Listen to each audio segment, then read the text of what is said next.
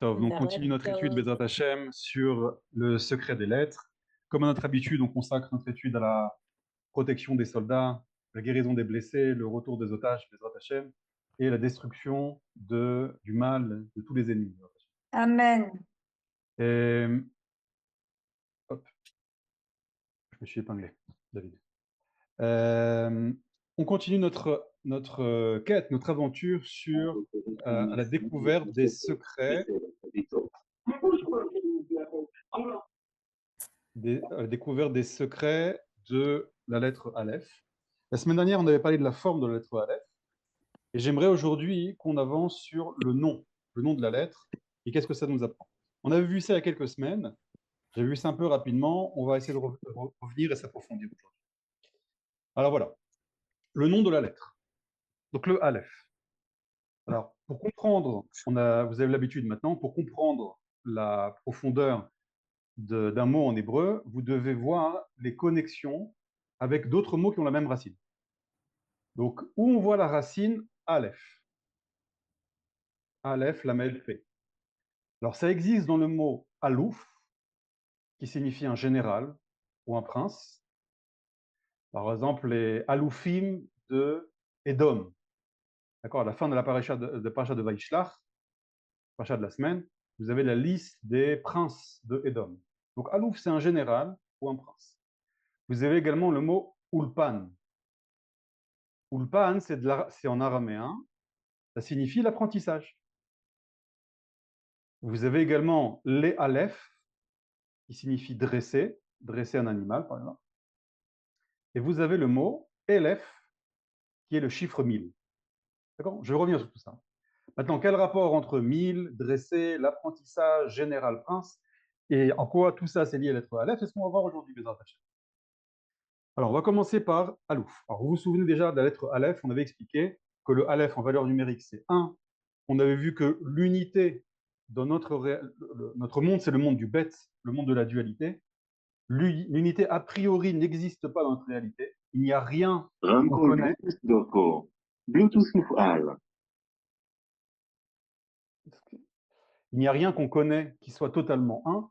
Chaque chose que vous connaissez toujours se subdivise au minimum en deux choses.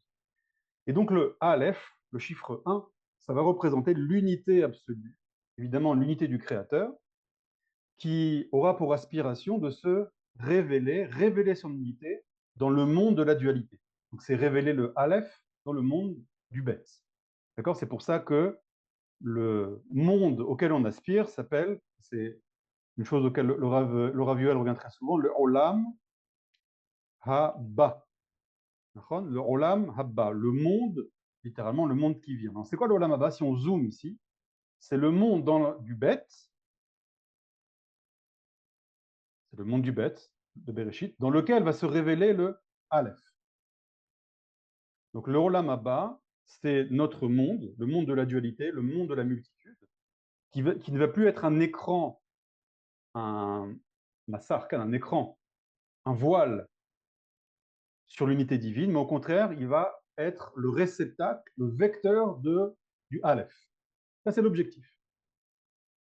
Si on revient maintenant au terme Alouf, général, prince, c'est quoi un général? Un général, il y a deux caractéristiques. Un, il a une vision d'ensemble, il a le projet de toutes les opérations, de toute la guerre. Donc il a la vision d'ensemble du projet. Deuxièmement, le général, c'est celui qui va donner une direction. Pourquoi c'est lui qui donne la direction? Ben parce que c'est lui qui a la vision d'ensemble. Seul celui qui a la vision d'ensemble peut orienter le projet, l'armée, etc. Donc c'est ça le Alouf. Maintenant, Dieu est appelé dans le Midrash Aloufo Shel Olam. Cette expression-là, c'est une expression du Midrash. Dans le Midrash Bereshit Rabbah, dans Yikut Shoni, plusieurs fois ce terme est utilisé. Dieu, il est appelé le Halouf du monde. C'est quoi le Halouf du monde? Le général. Alors, littéralement, c'est le général du monde. Mais on peut aussi dire que Dieu, c'est le Aleph du monde. Aloufo, on peut dire aussi que c'est le Aleph du monde. En quoi il est le Aleph du monde? Parce que c'est lui, justement, qui a le Aleph, qui a l'unité absolue. Et c'est lui aussi qui va donner la direction. Donc, dans le Aleph, va se cacher non seulement la racine première, ce fameux yud dont on avait parlé la semaine dernière, mais aussi l'objectif. C'est le yud à l'envers, la fin du processus. C'est une expression que disent nos sages, sopho naoutz betrilato. La fin, elle est gravée, elle est plantée dans le début. Ou alors, sauf ma'ase be marshava techila. La fin de l'acte était déjà en pensée première. Ça, c'est la force du Aleph. Le Aleph, c'est la chose la plus originelle, mais c'est aussi la force qui va permettre à révéler cette origine dans le monde et à permettre à cet objectif d'apparaître, de révéler l'unité dans toute la multitude, la racine de toute la multitude. Et c'est pour cela que lorsque Dieu va se révéler au monde, va donner sa Torah, d'accord, la Torah, ça va être l'objectif, la direction que Dieu va donner au monde. Par quelle lettre il ouvre les paroles de Torah? Par le Aleph. La première parole de Dieu dans les 10 commandements, c'est Anochi. Adonai Elohecha, Asher Oseticha Meret Israël. Anochi. D'accord? Anochi, on traduit par je. Alors, c'est pas la bonne traduction parce que je, ça se dit Ani en hébreu biblique. Anochi, c'est verticalité. D'accord? Donc, il ouvre, il va révéler ce Aleph dans une verticalité. Donc, quand Dieu dit le mot Anochi, il ouvre en fait un nouveau canal dans le monde, le canal de la révélation du Aleph, du haut vers le bas. C'est-à-dire, la Torah va permettre la révélation de l'unité divine dans la multitude. Ça, c'est le Alouf, le Aleph. C'est pour ça d'ailleurs que la Torah est liée au chiffre 3. La Torah dans les Séphirot, c'est la Tiferet. La Torah, elle a été donnée le 3e mois. Le premier mois, c'est Nissan, Iyar, sur Sivan. Elle a été donnée à un peuple divisé en 3. Israël, Lévi et Cohen. Le peuple d'Israël est divisé en 3 parties. Il y a le peuple d'Israël, les Lévi'im, les Lévites, et les prêtres, Cohen. Elle a été donnée, la Torah, par le 3e enfant. Vous avez l'aîné qui est Myriam, ensuite vous avez Aaron, et ensuite vous avez Moshe, le 3e. Donc toute la Torah et le don de la Torah est lié au chiffre 3. Pourquoi? Parce que la Torah, ça va être le Aleph qui va rentrer dans le 2. Ça va être l'équilibre, trouver la racine commune aux 2. Donc c'est le chiffre 3. Le chiffre 3, c'est la possibilité de voir la racine, voir le Aleph dans le Bet. Ça, c'est le chiffre 3. Donc là, on comprend pourquoi Aleph et Alouf sont liés. Parce que le Alouf, le général, le prince, va permettre au Aleph de se révéler. Je continue. Le Rav Kook, dans son livre Resh Milin, d'accord, on me posait la question au tout début des cours, quel livre parle des lettres? Et je vous ai expliqué un des grands livres, mais extrêmement compliqué à comprendre, c'est le livre Resh Milin du Rav Kook, qui parle du secret des lettres. Et le Rav Kook, quand il parle du Aleph, il va nous livrer les secrets, pas seulement du Aleph qu'on essaie de faire dans ce cours-là, mais aussi comment on se connecte au Aleph. Là, on apprend un petit peu en théorie tous les trésors cachés dans le Aleph. Et maintenant, comment j'arrive à me connecter au Aleph? Vous allez voir que ça va être lié à ça, à ces mots-là surlignés en rouge. Alors, je lis maintenant les paroles du Rav Kook, ici. Donc, c'est dans le livre Resh Milin, au tout début du livre, la lettre Aleph, le début de l'explication du Rav. Ha-Aleph me'ir banu et ha-marshava shel ha-reshit. Le Aleph réveille en nous la pensée du Reshit, la pensée première. Le Reshit, ça on l'a étudié, vous l'avez étudié en tout cas avec le Rav Yoel, c'est la Chochma. Sur les Sifirot, c'est la Chochma. Et c'est ce fameux Yud. Donc ce premier Yud du Aleph, c'est la pensée, la sagesse originelle. Ici, le Rav Kook fait allusion à ce Yud-là. Je continue. Ha'atrala, Hagduma. Le début primordial. Donc le Aleph, c'est le début. Bon. Anu tsofim et gdulata. Nous, alors, tsofé, Il y a une différence entre l'irot, c'est voir, et tsofé, c'est voir de haut. Par exemple, Haratzofim, le mont Scopus à Jérusalem, Haratzofim, le mont sur lequel on peut voir de haut, avoir une vision loin. Donc à nous, Tsofim, nous observons, nous avons cette vision du Aleph, et Gdulata, la grandeur du Aleph. En quoi elle est grande? Veininu mishtomemim al yikrat cheziona. Et nous sommes stupéfaits par la qualité précieuse de sa vision. Bon, le Rav Kook, que vous sachiez, c'est un langage qui est difficile, et en hébreu pour les Israéliens, et en français quand on traduit, parce que c'est un langage qui est très poétique. Maintenant, il utilise un langage poétique, pas juste pour faire de la poésie, il utilise un langage poétique pour être le réceptacle de très grands secrets. Tous les mots ici du Rav Kook sont pesés, sont choisis, et le Rav Kook a dit, il n'y a pas une parole que j'ai dite qui n'a pas sa source dans le Zohar ou dans le Harizal. Donc sachez que tous les mots ici sont pesés. D'accord? Je ne vais pas expliquer chaque mot parce que c'est un cours à chaque fois. Mais voilà, sachez que ce style un petit peu lyrique, poétique, c'est pas stam, c'est pas pour rien. Il y a une raison. Donc il dit, nous observons la grandeur du Aleph et nous sommes stupéfaits de la qualité précieuse de sa vision. De quelle vision il parle? La vision du Alouf, du général, on avait vu. La vision grande, la vision première du Aleph, qui est aussi la vision dernière. La fin qui est cachée dans le début.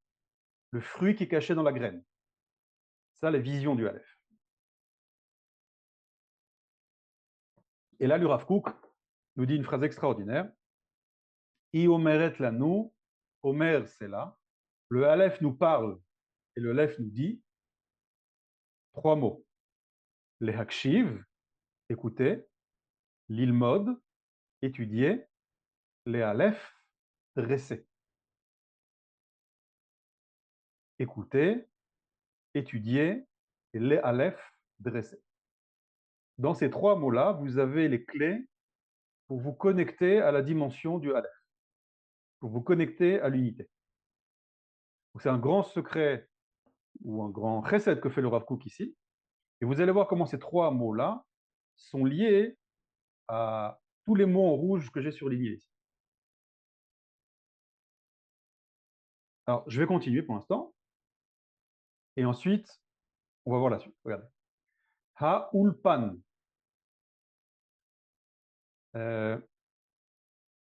Ulpan, c'est l'apprentissage. Maintenant, ce mot ulpan, ce n'est pas de l'hébreu. Zeutargum halimud. Le mot ulpan, c'est de l'araméen, qui est la traduction du mot limud. L'ilmod, limud, talmid, tout ça, c'est de l'hébreu. Et la traduction en araméen du mot apprentissage, c'est Aleph, ulpan. Bon, maintenant, l'araméen, vous savez pourquoi on l'utilise. Je vous ai fait tout un cours sur ça. Donc, il dit, quand on utilise l'araméen, en fait, ce mot Aleph, en araméen, ça signifie apprentissage. Alors, j'hésite ici à continuer ou à rentrer. Je vais m'arrêter là pour l'instant, après je reprendrai le texte. Je vais regarder ce que je vais vous montrer ici. De quel apprentissage on parle? Qu'est-ce que ça veut dire apprendre? Regardez ce que dit le Rav Kook. Il y a un verset dans le livre de Job qui dit comme ça. Im aïn, c'est-à-dire, alors dans le contexte ici, ça veut dire si aïn, c'est la négation, c'est-à-dire si tu n'as rien à dire, imainata, virgule, si tu n'as rien à dire, dans le pshat, là-bas c'est ça, shema li, écoute-moi, aharesh, aharesh, c'est tais-toi. Littéralement, c'est rends-toi sourd, rentre dans le monde du silence, va a'alefecha. C'est intéressant. Donc ça, c'est dans la Bible. Et je vais activer le Aleph. Que veut dire dans le pshat a'alefecha? Je vais t'enseigner, t'apprendre. Aleph, ça veut dire apprendre. Et qu'est-ce que je vais t'apprendre? Chorma. La chorma. La sagesse. Maintenant, regardez, ici, c'est très intéressant. Que nous dit le livre de Job? Il nous dit que si tu veux apprendre la chorma, si tu veux apprendre le Aleph, tu veux te connecter au Aleph, tu dois apprendre. Mais la première condition pour pouvoir apprendre, tu dois aharesh, tu dois te taire. Tu dois te rendre sourd. Cheresh en hébreu, c'est sourd. Je vous mets ça entre parenthèses, on le verra plus tard. Retenez que l'aharosh, la même racine, c'est labourer. Vous verrez plus tard. Ah d'ailleurs, excusez-moi, j'ai oublié de vous mettre ici un autre mot en rouge.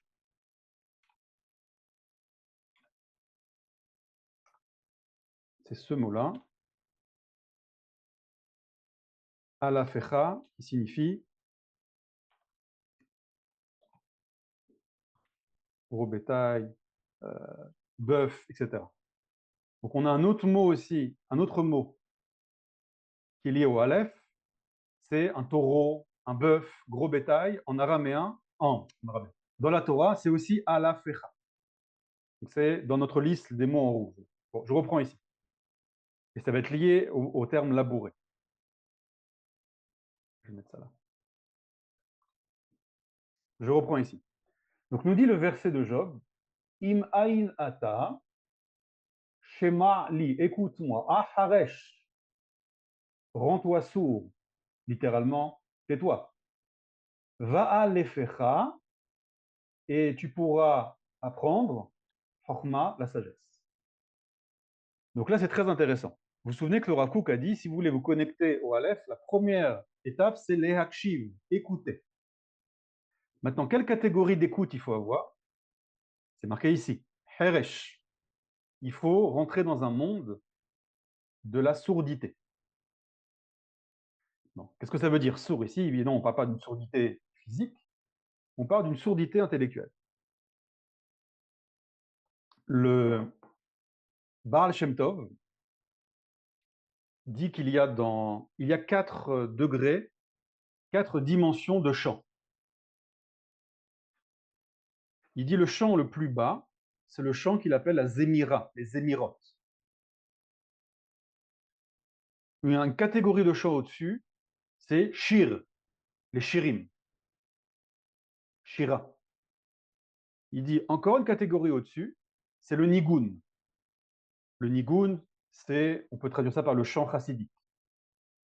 Et il dit le chant le plus élevé, quand il dit chant ici, vous comprenez, ce n'est pas juste une chansonnette, une chanson, c'est une dimension spirituelle à laquelle tu peux accéder par la zémira, par le shir, par le nigun.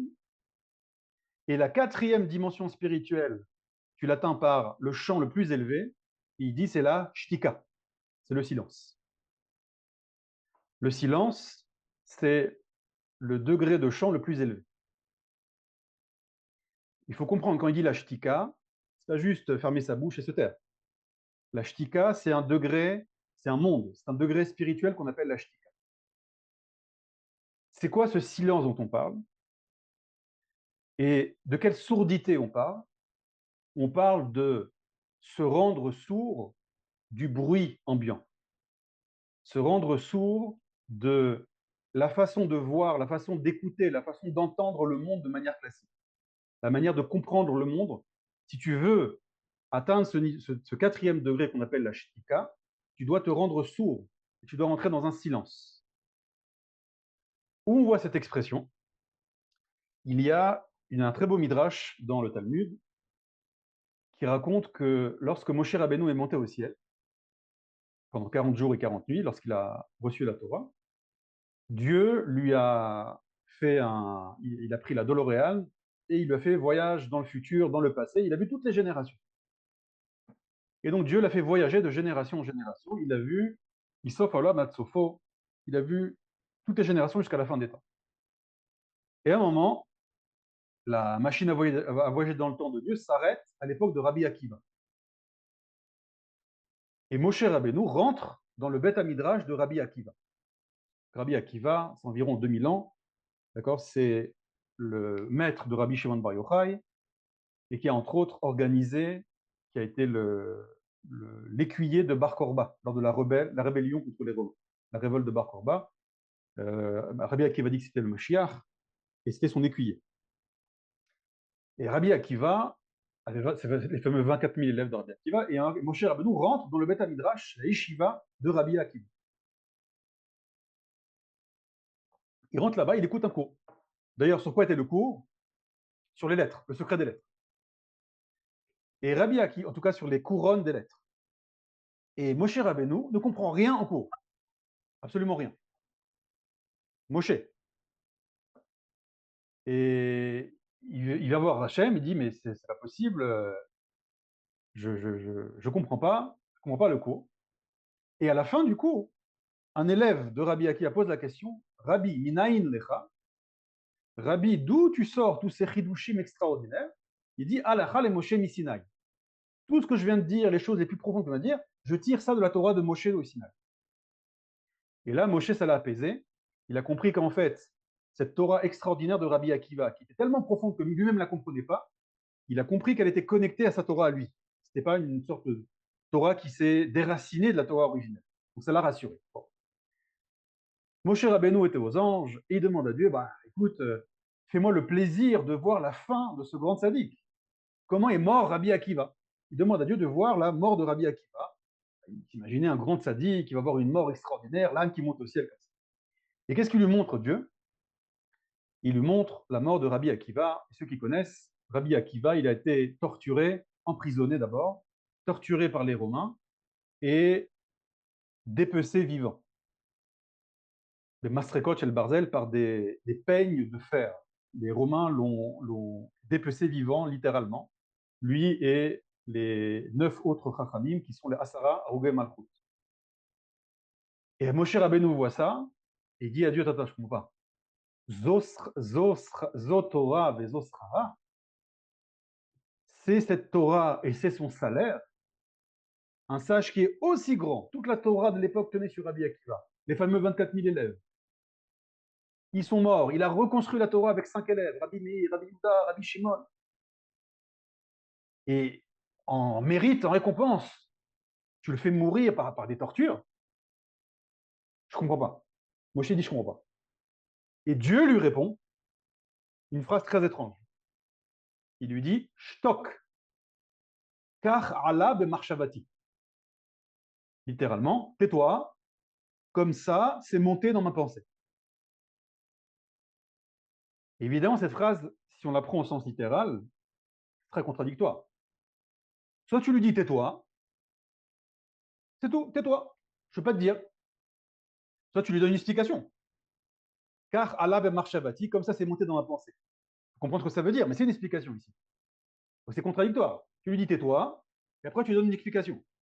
Soit tu lui donnes une explication, soit tu lui dis tais-toi, tu dis rien. C'est quoi le secret de cette phrase en fait? C'est que il lui dit tu veux comprendre la mort de Rabbi Akiva, tu veux comprendre les secrets de ce qu'on appelle Soda Merkava, les secrets du char céleste, c'est-à-dire les secrets dont Dieu se révèle et dirige son monde. Tu veux comprendre ça? Stock. Stock, ça ne veut pas juste dire tais-toi. C'est rentre dans le monde, le quatrième monde dont parlait Rabbi Akiva, le monde du silence. Si tu veux comprendre ces secrets, tu dois te rendre sourd de la manière classique de penser. Tu dois rentrer dans un monde, tu dois te rendre sourd de tout le bruit ambiant, toutes les explications classiques, toutes les choses intelligibles classiques, l'intelligence, la sagesse classique, tu dois t'en rendre sourd. Rentre dans le quatrième monde, c'est le monde de la Shtika, et là tu vas comprendre le secret, car Allah be'marshavati. Ainsi est monté dans ma pensée, et ça, je ne vais pas expliquer ça maintenant, mais là c'est l'explication. Donc on voit que, d'ailleurs si on peut expliquer, car Allah be'marshavati, c'est le monde de la racine, le monde du Aleph. D'accord? Dans ma marshava première, c'est exactement ce qu'on dit ici. Donc si tu veux accéder au Aleph, tu dois l'ishtok, tu dois te taire. Tu dois apprendre à faire un silence intérieur. Comment faire? Alors déjà dans notre génération, vous savez, on a beaucoup de bruit ambiant. Par exemple, ça. D'accord? Téléphone, un outil extraordinaire. Vous avez toute la sagesse humaine, toute la Torah, tout ce que vous voulez. dans votre poche, mais vous avez, évidemment, pour équilibrer les forces, énormément de choses mauvaises. Et une des choses mauvaises qu'il y a dans le téléphone, c'est le bruit. Alors, pas juste le bruit des notifications, ding, ding, ding, ding. Tu peux pas penser, toujours, ding, ding, ding. Pas seulement le bruit des notifications, mais aussi les petites bulles, là, les petites bulles de notification en rouge. D'accord? Vous savez que ça a été pensé par des psychologues, les, les grands chefs de la Silicon Valley qui ont créé toutes ces applications, etc. Ça a été dit, il y a eu un reportage sur ça, hein, ils le disent. Ils ont créé toutes leurs applications pour capter l'attention des gens. Ils ont travaillé avec des plus grands psychologues pour capter l'attention des gens. Ces petites bulles, les notifications, etc. Tout ça, c'est du bruit. C'est du bruit, c'est du bruit, c'est du bruit. Euh, Autre bruit de notre génération, les chaînes info en continu. D'accord? Mivzakim, tac, tout le temps, tac, tac. 9h03, il s'est passé ça. 9h10, il s'est passé ça. 9h11, il s'est passé ça. Tac, en boucle, en boucle, en boucle, en boucle, en boucle, tout le temps, tout le temps, tout le temps, tout le temps. Au lieu d'informer, d'accord, les faits, et on va faire sur une image, on va porter sur un plateau de télé 25 consultants qui vont répéter chacun leur avis de cette image, etc. Il y a beaucoup, beaucoup, beaucoup, beaucoup de bruit. Et ce bruit-là, on peut le mettre en parallèle avec ce que faisait Pharaon. Vous savez que Pharaon, chaque plaie, les 10 plaies, les 10 makot, les 10 coups littéralement, étaient mida keneged mida, mesure pour mesure. C'était la punition pour un acte répréhensible qu'il avait fait envers le peuple d'Israël. Et la deuxième des makas, la deuxième des plaies, c'est les grenouilles, tzfardéa. Maintenant, on explique pourquoi il a amené les tzfardéim. Alors les tzfardéim, c'était pas les bêtes féroces, les tzfardéim, c'était le bruit. Les tzfardéim, si vous lisez le midrash sur les grenouilles, c'était des milliards et des milliards de grenouilles qui ont envahi l'Égypte, qui rentraient partout, qui rentraient dans les maisons, qui rentraient dans les fours, qui se jetaient dans le feu, qui rentraient dans la bouche des milliards. Imaginez une invasion de grenouilles de partout. Et nuit et jour, nuit et jour, nuit et jour, nuit et jour, les Égyptiens devenaient fous avec ces grenouilles. Et les sages expliquent pourquoi ils leur envoyaient les grenouilles. Il dit c'est pour en punition du bruit que faisait Pharaon aux Hébreux. De quel bruit on parle? C'est pas qu'il faisait d'un timbal tous les jours. C'était il ne les laissait pas respirer, il ne les laissait pas penser. À chaque fois, il leur mettait encore autre chose, et encore autre chose, et encore autre chose à faire, et encore ça à faire, et encore ça à faire, et encore ça, encore. C'était un bruit. Vous comprenez que le bruit, c'est pas juste du son. Le bruit, c'est une activité incessante. C'est du bruit tout le temps, tu as un truc à faire, tout le temps, et ça, et ça, et ça, et tu cours, et tu cours, et tu cours. C'est du bruit, tout ça. Il faut faire des choses, il faut s'organiser, etc., mais il y a du bruit. Mais il faut que tu aies un moment de silence dans ta journée. Obligatoirement. Si si toute la journée, tu es métro, boulot, dodo, tu cours, tu es tout le temps dans le bruit, c'est la plaie des grenouilles. C'est la servitude de Pharaon. Un des degrés de servitude de Pharaon, c'est le bruit. Et on sait que Pharaon, ce n'est pas juste un personnage historique, c'est aussi une dimension spirituelle qui vient léafria. Par O, léafria, c'est la même racine. C'est-à-dire qui vient perturber, qui vient déranger. Donc tout ce qui nous dérange dans notre vie, tout ce qui nous perturbe pour accomplir notre mission, ça s'appelle paro, ça s'appelle pharaon. C'est une dimension spirituelle qui vient déranger. Et donc si vous n'avez pas de moment de shtika, de silence dans votre journée, vous êtes dans le bruit, vous êtes dans la main de Pharaon en réalité. Dis-le Baal Shem Tov, si tu veux comprendre le monde déjà le Rav Kook, le Aleph, tu dois écouter. Pour écouter, il faut te taire. Il faut que tu rentres dans le quatrième monde, le monde du silence. Donc ça, c'est la première condition, la première clé pour se connecter au Aleph. Taisez-vous. Arrêtez le flux, le métro boulot dodo, consacrez un temps au silence. Ça peut être de la méditation, ça peut être aller vous balader, ça peut être même lire un livre, peu importe. D'accord? Mais vous devez vous déconnecter obligatoirement. L'outil le plus efficace pour rentrer dans ça, c'est la méditation. Ça, c'est l'outil le plus efficace.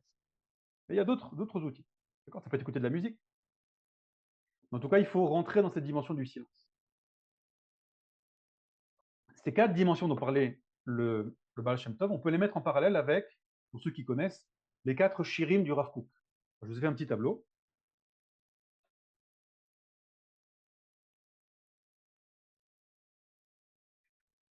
Voilà. Donc on a vu ici les 4 shirim du Baal Shem Tov, donc la Zemira, les Zmirot, Shir, Shira, Shirim, le Nigun, le chant chassidique, et la Shtika, le silence.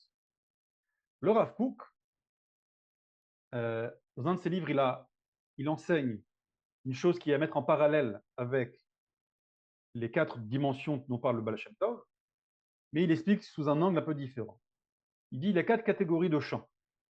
Il y a le Shir Pashut, le chant simple, Shir Kaful, le chant en double, le chant double, Shir Meshulash, Shalosh, le chant qui appartient à la dimension du 3, et Shir Meruba, le chant qui appartient à la dimension du 4.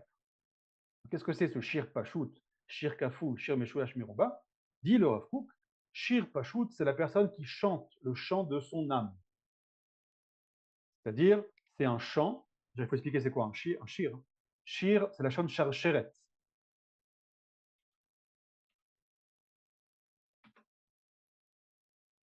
Charcheret, en hébreu, ça veut dire la chaîne. D'accord? Les maillons d'une chaîne. Donc, shir, c'est un outil qui permet la connexion. Le chant permet la connexion. Maintenant, tu as 4 catégories de connexion. Tu peux chanter 4 types de chansons, 4 types de chants. La première, c'est le chant de ton âme. C'est-à-dire, tu vas révéler dans le monde, tu vas chanter. Encore une fois, chanter, ce n'est pas juste chanter. Vous comprenez, c'est une dimension spirituelle. Tu vas révéler. C'est quoi un chant? Un chanteur ou une chanteuse, qu'est-ce qu'il fait?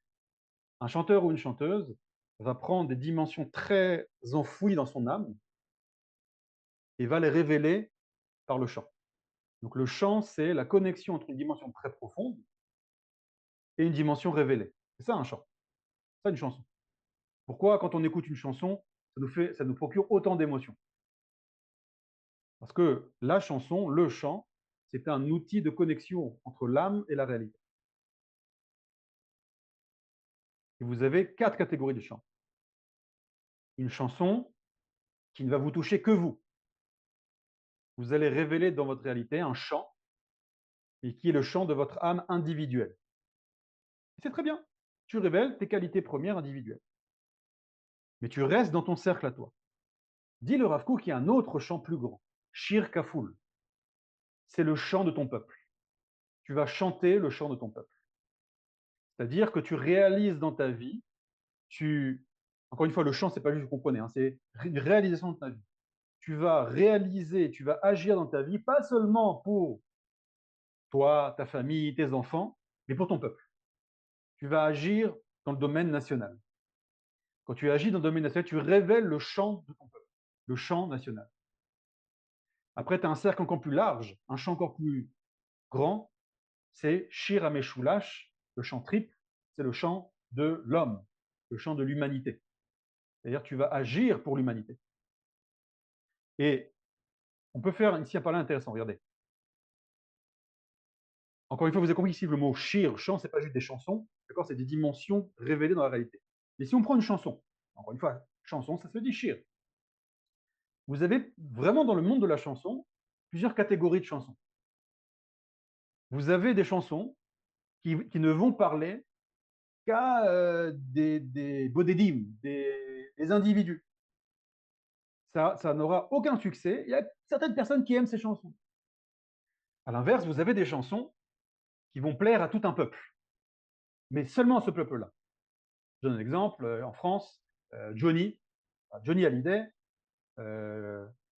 qui d'autre? Goldman, Brel, Gainsbourg. C'est des très grands chanteurs appréciés par le peuple français. Mais Gainsbourg aux États-Unis, Goldman aux États-Unis, Jacques Brel en Chine, ça marche pas, ça passe pas. C'est des chants qui impriment la nation française, la langue française. Mais vous avez encore des chants qui sont encore au-dessus. Vous avez des chants qui vont toucher l'humanité. Je donne un exemple. Let It Be des Beatles. Vous faites écouter cette chanson à n'importe quel être humain, ça va être rare des gens qui vont pas du tout détester cette chanson-là. Il n'y aura aucune connexion.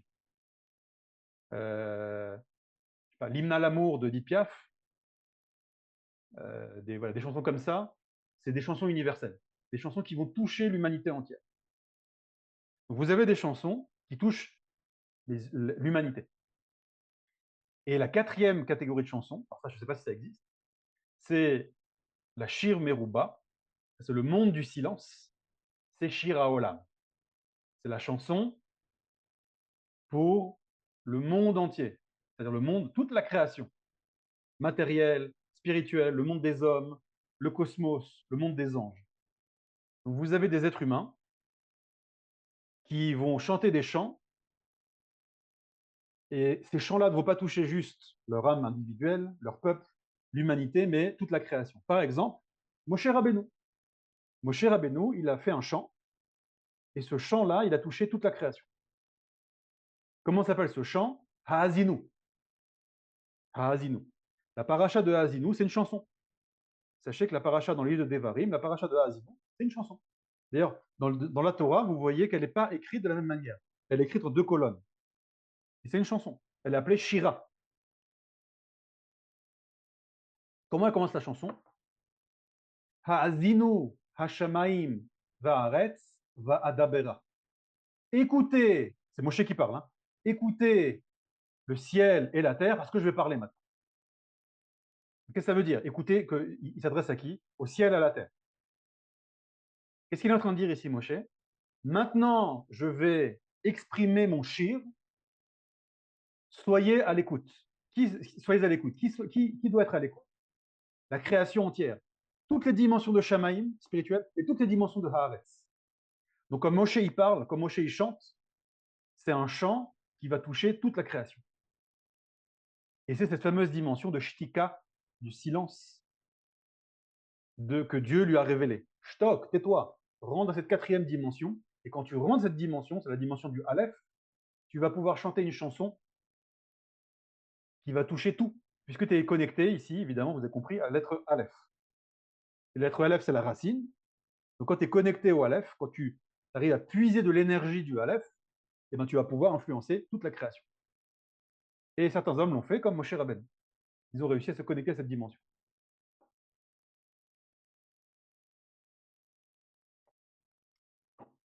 Ça, c'était sur les Akshiv. Donc le premier outil pour vous connecter à la dimension du Aleph, c'est de rentrer dans le silence. Chacun avec sa méthode. Je vais vous donner quelques-unes, d'accord? Déconnectez-vous du bruit ambiant, déconnectez-vous du bruit du monde et rentrez dans le silence. Ce n'est pas dit déconnectez-vous du monde, déconnectez-vous du bruit. Il faut que vous ayez, on est obligé de vivre dans le bruit, c'est obligatoire, hein. On vit dans le monde, on ne doit pas vivre en ermite, on doit être connecté au monde, et vous devez avoir un moment, au moins une fois par jour, voire une fois par semaine, une fois, peu importe, et il faut le faire, vous rentrez dans le monde du silence, vous rentrez dans la racine. Donc vous allez courir toute votre vie sans jamais atteindre l'objectif. Parce que si vous n'êtes pas connecté au Aleph, votre objectif, il est gravé dans le Aleph. Le fruit gravé dans la graine. Donc, si vous voulez obtenir des fruits dans votre vie, vous devez vous connecter à la graine, à la racine. Ça, c'est les hakshiv, la première étape que dit le Rav Kook. Écoutez.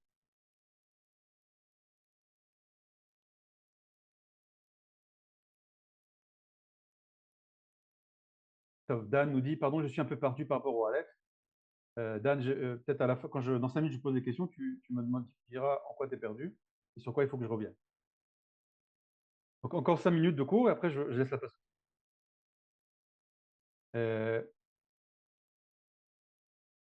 Evelyne nous dit la musique classique et le jazz. Vous avez raison, la musique classique et le jazz sont aussi la musique classique, c'est sûr, sont des musiques universelles. Il y a des musiciens classiques qui touchent l'univers entier, le monde entier. Donc ça, c'est la première étape. Les hakshiv, s'ouvrir. Si vous voulez vous connecter à l'énergie, à la lumière du Aleph, il faut d'abord écouter. Pour écouter, il faut qu'il y ait du silence. Bon. Deuxième étape, c'est l'ilmod. Donc l'ilmod, c'est ulpan, cette dimension d'apprentissage. Alors, qu'est-ce que ça veut dire? Ulpan, lilmod, apprentissage. Regardez ce que va nous dire le Rav Kook ici. Ha-ulpan, zeu targum halimud. Le mot ulpan, donc aleph, c'est la traduction du mot limud, du mot hébreu limud, apprendre. Yodaat hi aneshama. La neshama, c'est. Shekol haba belimud eneno mekori. Tout ce qui vient à toi par un apprentissage n'est pas une dimension originelle. Qu'est-ce que ça veut dire? Tout ce que tu apprends, c'est une chose qui est à la base extérieure à toi. Donc, ce n'est pas dans ton essence, ce n'est pas dans ton âme, que tu viens amener à toi. C'est ça, apprendre quelque chose. Avant, je ne savais pas, maintenant je sais. Entre les deux, il y a l'apprentissage. Qu'est-ce que ça veut dire? Savoir, j'ai amené quelque chose qui est extérieur à moi. Dit le Rav Kook, notre âme, notre neshama, notre essence, c'est que la dimension de l'étude n'est pas une chose originelle, mais c'est une chose, une pièce rapportée. Mekori hu areayon hapini she'eno mevute. Ah, alors c'est quoi la chose originelle? La chose qui est dans le makor, dans la source chez toi, c'est l'idée, c'est la dimension pnimi, intérieure, she'eno mevute, qui n'a pas d'expression dans ta réalité.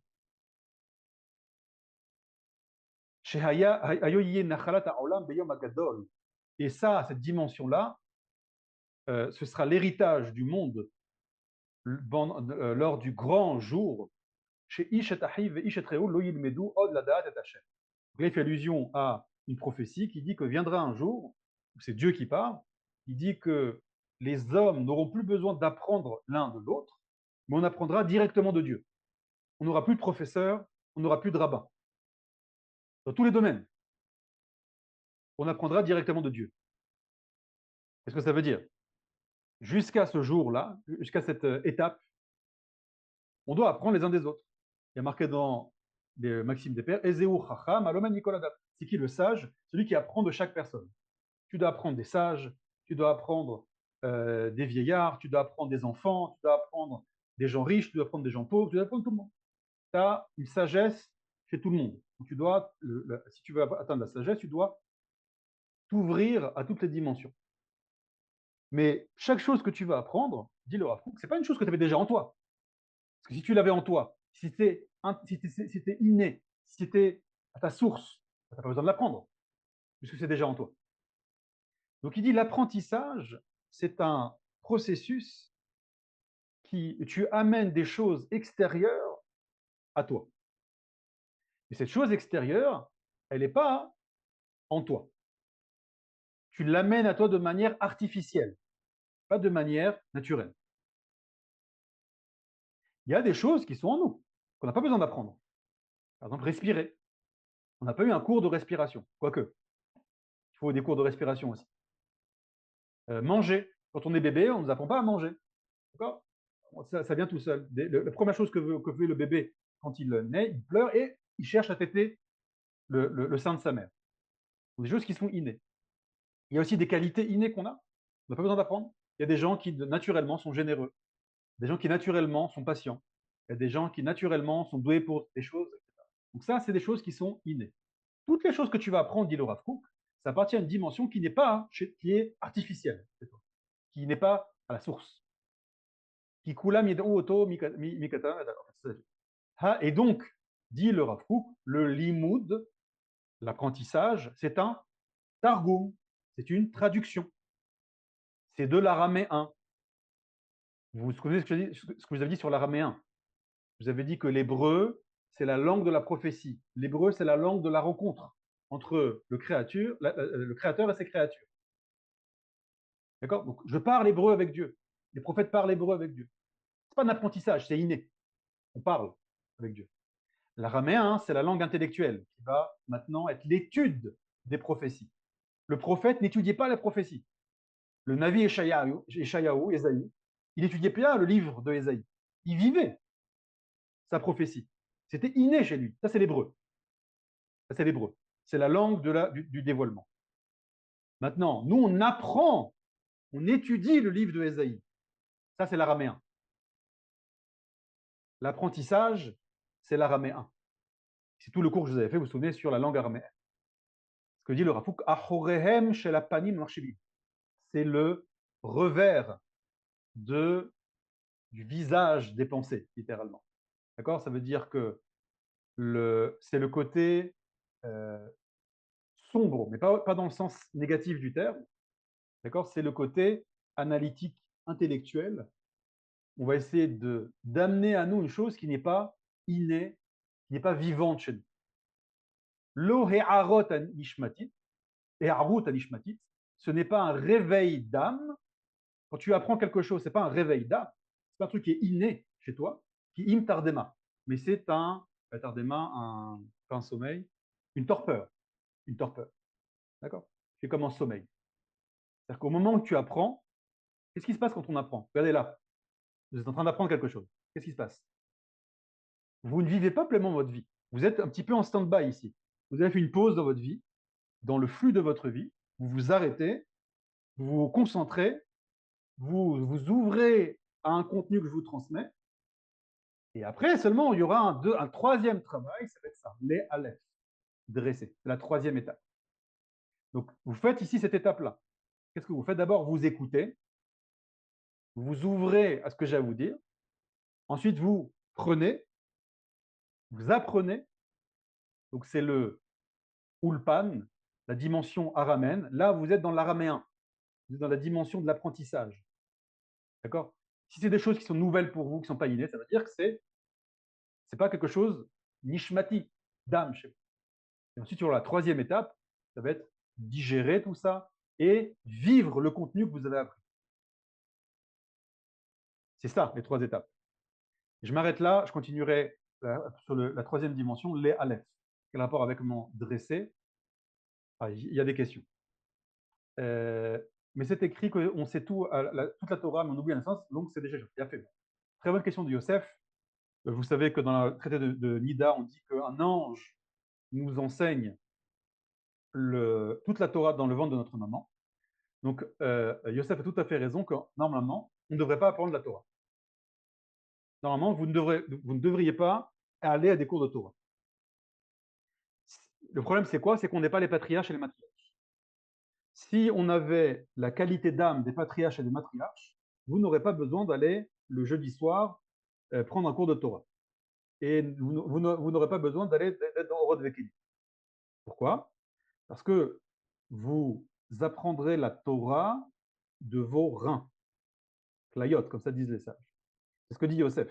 C'est qu'en réalité, cette Torah, elle est déjà gravée en nous. Le problème, c'est qu'on n'a pas les aptitudes, les capacités pour les révéler de manière naturelle.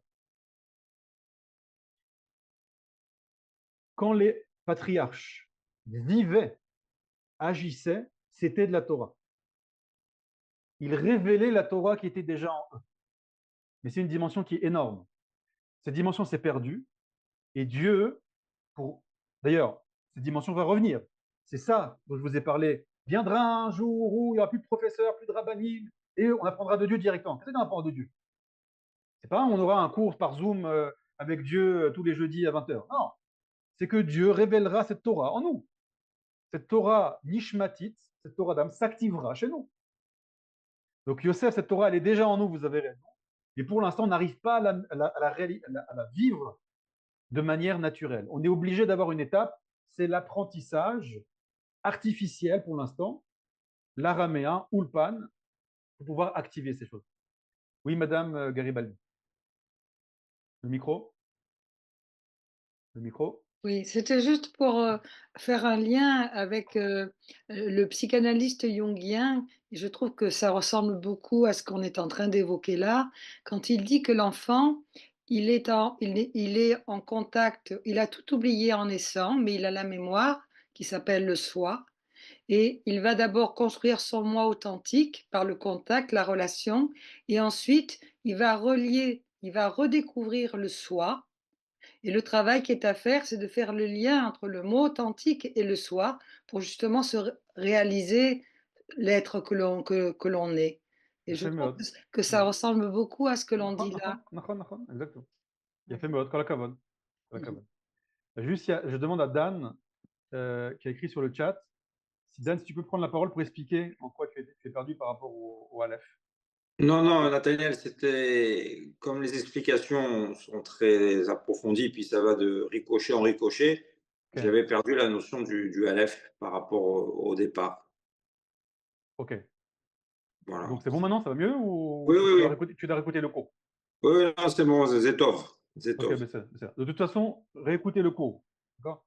Ouais. J'essaie d'aller doucement, mais voilà. Vous voyez que, comme a dit Dan, exactement, j'essaie de construire doucement la lettre, l'apprentissage de la lettre. Donc il faut réécouter le cours, hein, c'est très important. J'essaie d'aller doucement, mais voilà, il y a beaucoup de choses, c'est très riche, très dense ce cours. Oui, Yvonne, allez-y. Oui, dans le Aleph, il y a le Yod en haut, vous avez dit c'est le début Ken. primordial, mais le Yod d'en bas, je voudrais savoir ce que c'est. Ah, c'est la fin, c'est le cours de la C'est semaine la dernière, vous vous souvenez? Ah, C'est C'est ça, la malroute. exactement. Ça va être la malroute. D'accord? Le Yud, le le Malchut, Yud. ok, D'accord? merci. Réécoutez le cours la semaine dernière, j'ai fait tout le cours sur ça. Malchut, ok. Ken. Ken, Claude, Claire. Shalom. Oui, je reviens un petit peu sur ce que vous avez dit à propos de l'apprentissage, à savoir que c'est le Rav Kook qui dit que ce que l'on apprend n'est pas une chose originelle. Or, justement par rapport à la question qu'avait posée Youssef, ce que nous apprenons est originel. Ken, Puisque ça c'est la dépend. Torah que nous... Vous avez raison. Mais en fait, ça dépend quel angle vous prenez pour dire ça. Je donne un exemple. Regardez, ce que je vous enseigne maintenant, les secrets de la lettre Aleph. Vous avez deux façons de le voir. Cet enseignement-là, il est en vous ou il n'est pas en vous? Alors on peut dire, Youssef Nizar, je ne crois pas, mais il est déjà en moi, tout ce que tu viens de dire, Nathaniel, c'est en moi déjà. J'ai l'ange dans le ventre de ma mère qui m'a enseigné ça, les secrets de la lettre Aleph. Tout à fait raison, Youssef. Alors j'ai une question. Pourquoi tu as besoin d'un cours? C'est déjà en toi. Vas-y, connecte-toi maintenant aux lettres Aleph.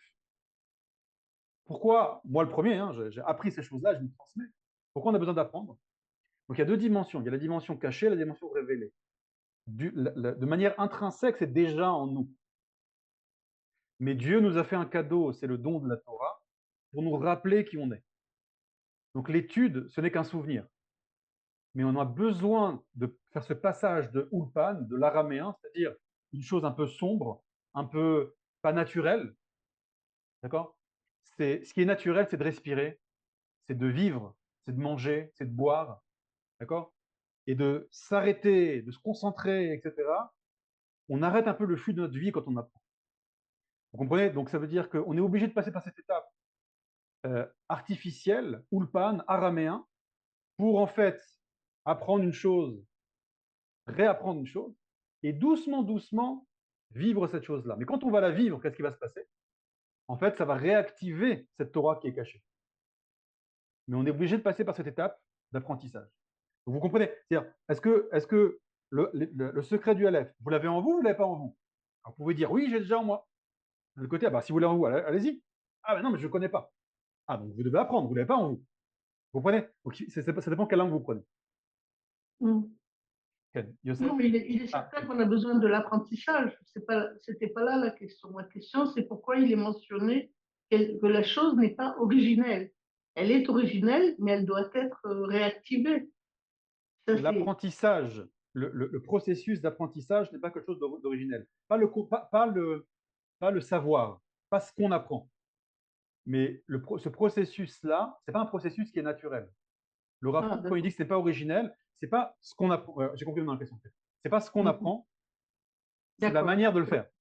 Vous avez compris? Ok. Oui. Ken Youssef. Oui, vous avez répondu à ma question. Moi aussi, j'étais dans le mode original, mais je crois que c'est de faire passer du potentiel à l'action. Tout est inclus chez nous, mais dans une forme de potentiel et avec apprentissage, on fait le dévoiler. Mais tout est en nous, il est originel. Alors, exactement. La troisième étape qui est l'action, voilà, l'action. Voilà, c'est le Lé Aleph. On en parlera la semaine prochaine. On verra en quoi c'est lié au verbe dresser, au gros bétail, à la fecha, à l'oufenu, etc. On verra tout ça. Et ça va être l'étape de vivre maintenant le Aleph. C'est-à-dire, c'est comme si je vous disais maintenant, ben voilà, il y a un secret qui est la lettre Aleph, il y a une énergie divine, il y a une lumière divine dans la lettre Aleph. Voilà les amis, vivez-la. Essayez de voir l'unité dans toutes les choses que vous voyez. En vous, dans votre famille, entre les nations du monde, dans la politique, dans l'économie, entre les anges. Allez-y, Bevakasha, vivez ça. Comment tu vis ça? Les avots vivaient ça. Les patriarches, vivaient ça. Mais nous, on a besoin de 3 étapes. 1, le silence, se déconnecter, qu'on avait expliqué. 2, l'apprentissage. Et 3, après, ça va être de le vivre. Donc la 3e étape, ça va être de vivre cette dimension du Aleph, d'accord, de voir l'unité dans tout. Et de réaliser l'unité dans tout aussi. Ça, on verra la semaine prochaine. Est-ce qu'il y a d'autres questions?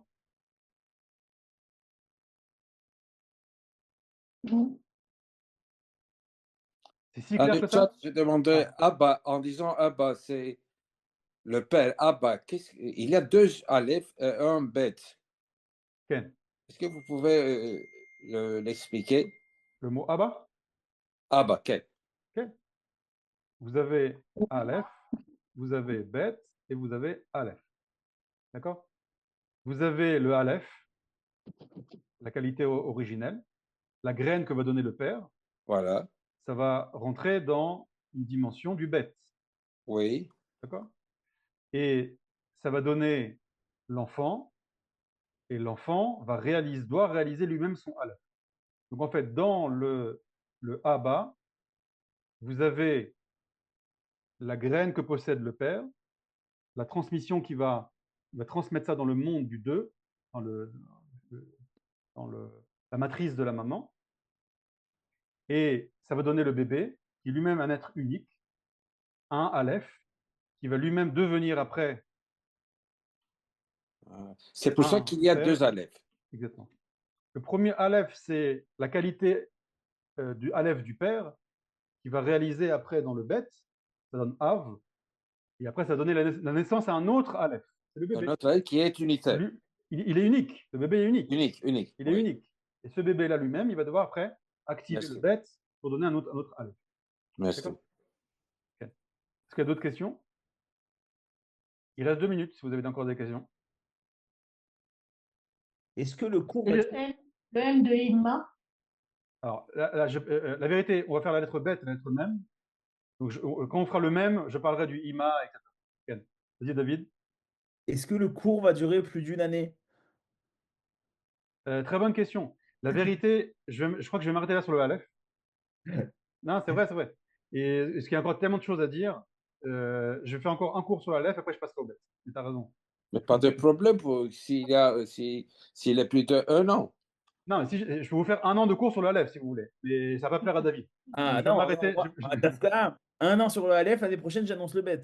Voilà, c'est ça. Tu as 22 ans de cours assurés. David, ça va nous coûter cher quand même. Hein. Ah, ça va, l'argent tout de suite, Dan. Vous inquiétez pas, je m'occupe de l'argent. Ken, Thierry et Sarah. Oui. Ah, pardon, excusez-moi. Réactivez le micro. Salam alaikum. Voilà. Vivre le Aleph dans notre monde, en fait, c'est, comment dire, c'est retrouver notre identité d'origine primordiale. Exactement. C'est ça? Exactement ça. Et ça va être l'objet de la suite du cours, en fait, peut-être. Si David m'autorise, ou alors je Ah oui. répète directement. Et moi, je voudrais juste rajouter quelque chose. Okay. En fait, la matrice de la maman est vraiment très importante. C'est un réceptacle qui va permettre que des bonnes choses vont entrer. Et même après, une fois sorti, il faudra apprendre ces choses. Ça nous reviendra de temps en temps en mémoire, mais pas suffisamment. C'est ça? Mais ça, je l'expliquerai quand on fera la lettre même. D'accord. Avec Claude Claire, voilà. Quand on fera la lettre même, je vous expliquerai la dimension féminine du. D'accord. Ah, c'est extraordinaire, ça. Baruch, merci beaucoup. Dans 15 ans, 20 ans. Comment Dans 15 ans, c'est la lettre même. Ah oui, et tu sais qu'il y a 5 lettres sophiotes aussi. Même Sophie, oui, etc.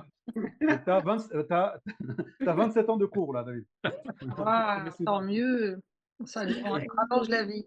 Baruch Hashem. Shabbat shalom. Ciao les amis, Shabbat Shabbat shalom. shalom. Félicitations. Merci beaucoup. Shabbat shalom. Merci beaucoup.